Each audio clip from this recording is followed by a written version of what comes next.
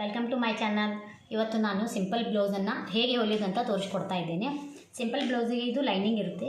Lining ಮತ್ತು main fabric ಎರಡು same ಒಂದೇ ಥರ ಆಗಿ ಕಟ್ ಮಾಡ್ಕೋಬೇಕು. ಇದು ಮೇನ್ ಫ್ಯಾಬ್ರಿಕ್ ಮತ್ತು ಲೈನಿಂಗ್ ಸರ್ದಾಡಬಾರ್ದು ಅಂಥೇಳಿ ಮೊದಲೇ ಕೊರಳಿಗೆ ಒಂದು ಸ್ಟಿಚ್ ಹಾಕ್ಕೊಳ್ಳೋಣ.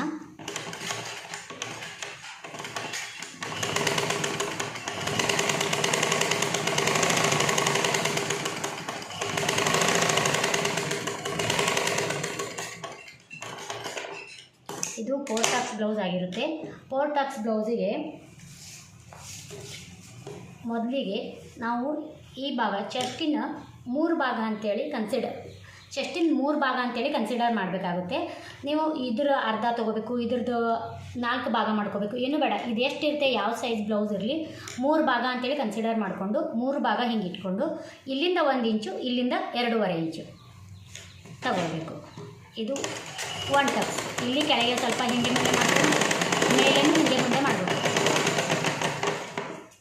2ನೇ ಟಕ್ಸ್ ಬಂದುಬಿಟ್ಟು ಇದು ಕೊರಳಿನ ಮಧ್ಯ 2 ಮಾಡೋದ್ರಿಂದ ಇದು 6.5 ಇಂಚಿದೆ. 6.5 ಇಂಚ್ ಮಾಡಿದರೆ 3.25 ಬರ್ತದೆ. ಅದಕ್ಕೆ ನಾವೇನು ಮಾಡಬೇಕು, ಕೆಳಗೆ ಅರ್ಧ ಇಂಚ್ ಎಕ್ಸ್ಟ್ರಾ ಇಟ್ಕೊಂಡು ಕೆಳಗಿನ ಭಾಗ ಕಡಿಮೆ ಬರಬೇಕು. ಮೇಲಿಂದು 4 ಬಂದರೆ ಇದು ಅರ್ಧ ಇಂಚ್ ಕಡಿಮೆ ಬರಬೇಕು, ಅಂದರೆ 3.5 ಅಂಥೇಳಿ. ಈಗ ಇದು 3.5 ಇಂಚು, 6.5 ಇಂಚಿತ್ತು. 6.5 ಅಂದರೆ ಮೇಲೆ 3.5 ಬಿಟ್ಕೊಂಡ್ವಿ, ಕೆಳಗೆ 3. ಇದಕ್ಕೆ 1 ಇಂಚ್ ಬಿಟ್ಟಿರ್ತೇವೆ. ಇದಕ್ಕೆ ಜಸ್ಟ್ 1-2 ಲೈನ್ ಅಷ್ಟು ಮಾತ್ರ. ಆಮೇಲೆ ಇದು 3ನೇ ಟಕ್ಸ್ ಬಂದುಬಿಟ್ಟು ಇದು ಬಗಲಿನ ಬದಿನೂ ಹಾಗೆ ಇದು ಮೇಲಿನಕ್ಕಿಂತ 1 ಇಂಚ್ ಕೆಳಗಿಂದು ಕಡಿಮೆ ಇರಬೇಕು. ಹೀಗೆ ಇಟ್ಕೊಂಡು ಇದು ಎಷ್ಟು ಇಂಚಿದೆ ನೋಡ್ಕೊಡು. ಇಲ್ಲಿಂದ 9 ಇಂಚ್ ಇದೆ. 9 ಇಂಚ್ ಇದ್ದರೆ ನಾವು ಇಲ್ಲಿಂದ 6 ಇಂಚ್ ಅಂತ ಲೆಕ್ಕ ಮಾಡ್ಕೋಬೇಕು. ಇದಕ್ಕಿಂತ 3 ಇಂಚ್ ಕಡಿಮೆ. ಇದನ್ನು 2 ಸೆಂಟಿಮೀಟರ್ನಲ್ಲಿ ಒಂದು ಟಕ್ಸ್.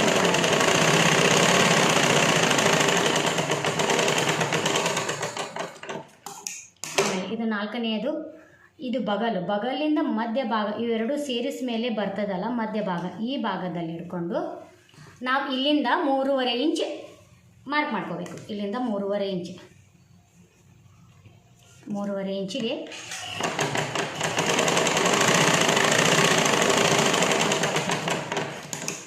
ಈಗ 4 ಟಕ್ಸ್ ಹಿಡಿದ್ಮೇಲೆ ಈ ರೀತಿಯಾಗಿ ಕಾಣುತ್ತೆ ನಮಗೆ ಬ್ಲೌಸಿನ ಸೇಪ್. ಈಗ ಇದಕ್ಕೆ ಕ್ರಾಸ್ ಬೆಲ್ಟನ್ನು ಹೇಗೆ ಹಚ್ಚೋದಂತ ತೋರಿಸ್ಕೊಡ್ತಾ ಇದ್ದೇನೆ. ಇದು ಮೇಲಿನ ಫ್ಯಾಬ್ರಿಕ್ ತುಂಬ ತಳಗಾಗಿರೋದ್ರಿಂದ ಇದನ್ನು ಡಬಲ್ ತೊಗೊಂಡಿರ್ತೇವೆ. ಇದು ಡಬಲ್ ತೊಗೋಬೇಕು. ಮತ್ತು ಇದರ ಒಳಗಿಂದ ಲೈನಿಂಗ್ ಬಟ್ಟೆಯನ್ನು ಒಳಗೆ ಇಟ್ಕೊಂಡು, ಇದು ಜಾಸ್ತಿ ಬಂದಿರೋದು ಕೊರಳಿನ ಕಡೆಗೆ, ಕಡಿಮೆ ಬಂದಿರೋದು ಬಗಲಿನ ಕಡೆಗೆ. ಜಾಸ್ತಿ ಭಾಗ ಬಂದಿದ್ದು ಕೊರಳಿನ ಕಡೆಗೆ, ಕಡಿಮೆ ಬಂದಿರೋದು ಬಗಲಿನ ಕಡೆಗೆ. ಈಗ ಇದು ಮೇಲಿನ ಮೇಲೆ ಇಟ್ಕೋಬೇಕು. ಇದು ಲೈನಿಂಗ್ ಬಟ್ಟೆಯನ್ನು ಒಳಗಿಟ್ಕೊಂಡು 2 ಸೇರಿಸ್ಕೊಂಡು 1/2 ಇಂಚಿನಲ್ಲಿ ಸ್ಟಿಚ್ ಮಾಡ್ಕೋಬೇಕು.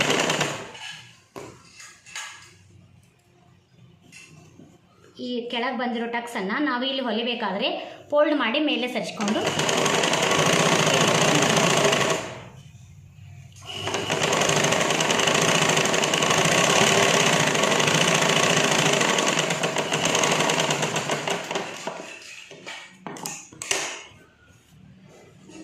ಇದಾದಮೇಲೆ ಈ ಕೆಳಗಿನ ಭಾಗವನ್ನು ಇದನ್ನು ಒಳಗೆ ಹಾಕ್ಕೊಂಡು ಈ ಇದನ್ನು ಒಳಗಿಟ್ಕೊಂಡು ಇದು ಒಂದು ಮತ್ತು ಇದು ಲೈನಿಂಗ್ದು 2 ಸೇರಿಸ್ಕೊಂಡು ಇಲ್ಲಿಯೂ ಸಹ 1/2 ಇಂಚ್ ಒಳಗಿಟ್ಕೊಂಡು ಸ್ಟಿಚ್ ಮಾಡಬೇಕು.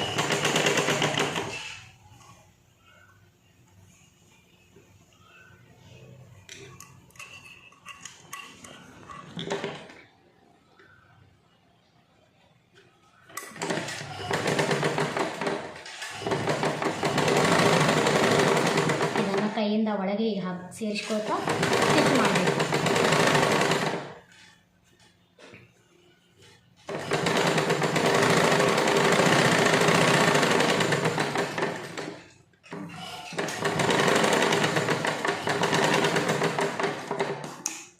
ಇದಾದಮೇಲೆ ಒಳಗಿನ ಬಟ್ಟೆಯನ್ನು ಹೀಗೆ ಹೊರಗೆ ತೆಗಿಬೇಕು.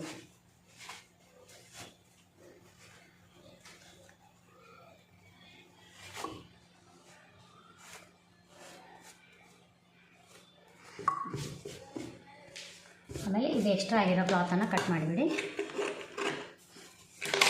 ಇದು ಲೆಫ್ಟಿಗೆ ಹುಕ್ಸ್ ಹಚ್ಚೋದು ಬಟ್ಟೆಯನ್ನು ಲೈನಿಂಗ್ ಬಟ್ಟೆ ಯೂಸ್ ಮಾಡಬೇಕು.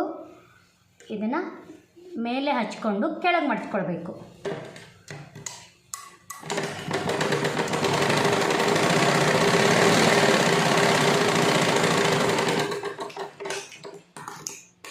ಇದಾದಮೇಲೆ ಇದನ್ನು ತಿರುಗಿಸ್ಕೊಂಡು ಇದರ ಮೇಲೆ ಇನ್ನೊಂದು ಸ್ಟಿಚ್ ಹಾಕ್ಕೊಳ್ಬೇಕು.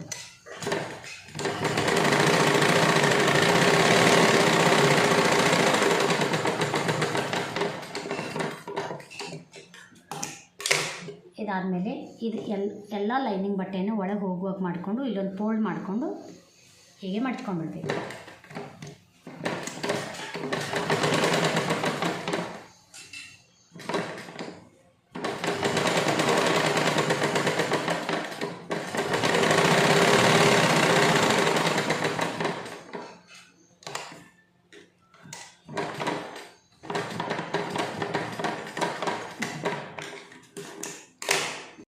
ಇದು ಹುಕ್ಸಿಂದು ಹುಕ್ಸ್ ಪಟ್ಟಿ ಹಚ್ಚೋದಾಯಿತು. ಈಗ ಹುಕ್ಸಿನ ಮನೆ ಮಾಡೋದನ್ನು ಹೇಗೆ ತೋರಿಸ್ಕೊಡ್ತೇನೆ. ಇದು ಹುಕ್ಸಿನ ಮನೆ ಮಾಡಬೇಕಾದ್ರೆ ಮೇನ್ ಫ್ಯಾಬ್ರಿಕನ್ನು ಒಳಗಿನ ಸೈಡಿಗೆ ಇಟ್ಕೊಳ್ಬೇಕು. ಅದು ಲೈನಿಂಗನ್ನು ಹೊರಗೆ ಇಟ್ಕೊಂಡು ಹಚ್ಚಿದ್ವಿ. ಇದನ್ನು ಮೇನ್ ಫ್ಯಾಬ್ರಿಕ್ ಒಳಗೆ ಇಟ್ಕೊಂಡು ಹಚ್ಚಬೇಕು.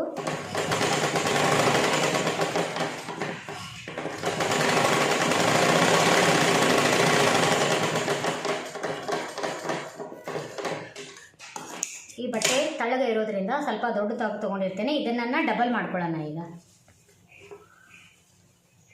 ಈ ರೀತಿಯಾಗಿ ಫೋಲ್ಡ್ ಮಾಡಿಕೊಂಡು ಈ ಎಡ್ಜಿಗೆ ಒಂದು ಹೊಲಿಗೆ ಹಾಕ್ಕೊಳ್ಳೋಣ.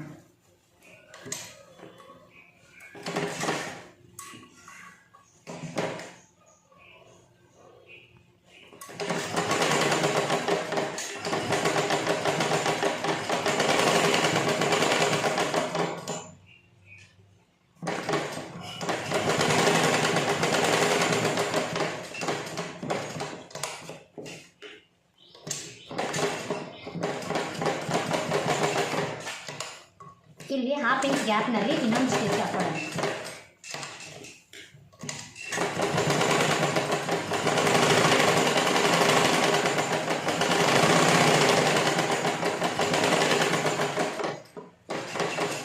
ಮೇನ್ ಫ್ಯಾಬ್ರಿಕ್ ತಳಗೆ ಇರೋದ್ರಿಂದ ಒಂದೇ ಪದರ ಹಾಕ್ಕೊಂಡ್ಬಿಟ್ರೆ ಬೇಗನೆ ಕಟ್ ಆಗೋದ್ರಿಂದ ನಾವು ಡಬಲ್ ಪದರಕ್ಕೆ ತಗೊಂಡಿರ್ತೀವಿ. ಇದು ಜಾಸ್ತಿ ಆಗಿದ್ದನ್ನು ಕಟ್ ಮಾಡ್ಕೊಂಡು ಬಿಡೋಣ. ಇದು ಹುಕ್ಸು ಮತ್ತು ಹುಕ್ಸಿನ ಮನೆ ಎರಡು ಭಾಗ ರೆಡಿ ಆಯಿತು. ಎರಡು ಒಂದು ಸಲ ಹೇಗೆ ನೋಡ್ಕೊಳ್ಳೋಣ. ಎರಡೂ ಸೇಮ್ ಬಂದಿದೆ. ಈಗ ಇದಕ್ಕೆ ನಾನು ಪೈಪಿಂಗ್ ಮಾಡೋದು ಹೇಗಂತ ತೋರಿಸ್ಕೊಡ್ತಾ ಇದ್ದೀನಿ. ಪೈಪಿಂಗ್ ಮಾಡಬೇಕಾದ್ರೆ ಮೇನ್ ಫ್ಯಾಬ್ರಿಕ್ ತೊಗೊಂಡು ಕ್ರಾಸ್ ಆಗಿರಬೇಕು ಬಟ್ಟೆ. ಈ ರೀತಿ ನಾವು ಜಗ್ಗಿದಾಗ ಈ ರೀತಿ ತೊಗೊಂಡಾಗ ಇದು ಬಟ್ಟೆ ಹೀಗೆ ಬರ್ತಾ ಇರಬೇಕು. ಸ್ಟ್ರೇಟ್ ತೊಗೊಳ್ಳೋದಿಲ್ಲ, ಕ್ರಾಸಲ್ಲಿ ಕಟ್ ಮಾಡ್ಕೊಳ್ಬೇಕು. ಇದು 1 ಇಂಚ್ ಅಥವಾ 1/4 ಇಂಚ್ ತೊಗೊಂಡ್ರೆ ಸಾಕು. ಇದನ್ನು ಮೊದಲಿಗೆ ಇಲ್ಲಿ ಫೋಲ್ಡ್ ಮಾಡಿಕೊಂಡು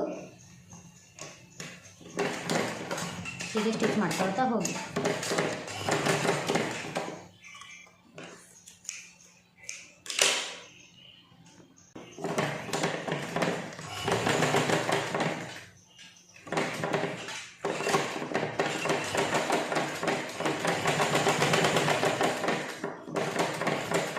ಒಂದು 2 ಸೆಂಟಿಮೀಟರ್ ಗ್ಯಾಪ್ನಲ್ಲಿ ನಾವು ಈ ರೀತಿ ಸ್ಟಿಚ್ ಮಾಡ್ಕೋಬೇಕು.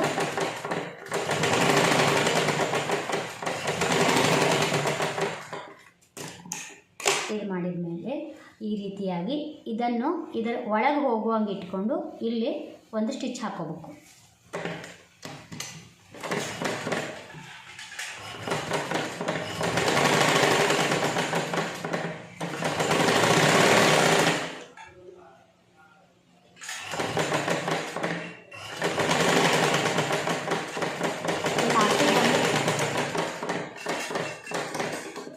ಲಾಸ್ಟಿಗೆ ಬಂದಮೇಲೆ ಇಲ್ಲಿ ಫೋಲ್ಡ್ ಮಾಡ್ಕೊಳ್ಬೇಕು. ಆಮೇಲೆ ಈ ಭಾಗನ ಈ ರೀತಿಯಾಗಿ ತಿರುಗಿಸ್ಕೊಂಡು ಮಿಡಲ್ನಲ್ಲಿ ಈ ರೀತಿಯಾಗಿ ಪೈಪಿಂಗ್ ನಾವು ನೋಡ್ಕೊಳ್ಬೇಕು. ಎಷ್ಟು ನಮಗೆ ದಪ್ಪ ಬೇಕೋ ಸಣ್ಣ ಆ ರೀತಿಯಾಗಿ ಹಿಡ್ಕೊಂಡು ಇಲ್ಲಿಂದ ಇದರ ಮಧ್ಯದಲ್ಲಿ ಹೊಲಿಗೆ ಬರಬೇಕು. ಆ ರೀತಿಯಾಗಿ ನಾವು ಹೊಲಿಗೆ ಹಾಕಬೇಕು.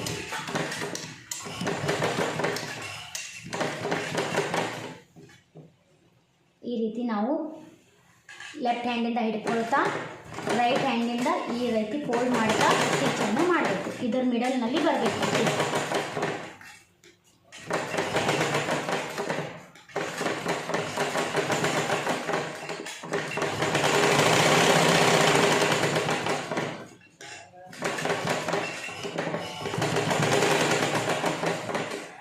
ಈಗ ಜಾಸ್ತಿ ಆಗಿರೋ ಫ್ಯಾಬ್ರಿಕನ್ನು ಕಟ್ ಮಾಡಿ ಪೈಪಿಂಗ್ ಆದಮೇಲೆ ಈ ರೀತಿಯಾಗಿ ಬರುತ್ತೆ. ಇವತ್ತಿನ ವಿಡಿಯೋ ನಿಮಗೆ ಲೈಕ್ ಆಗಿದರೆ ಶೇರ್ ಮಾಡಿ, ಕಮೆಂಟ್ ಮಾಡಿ. Thank you.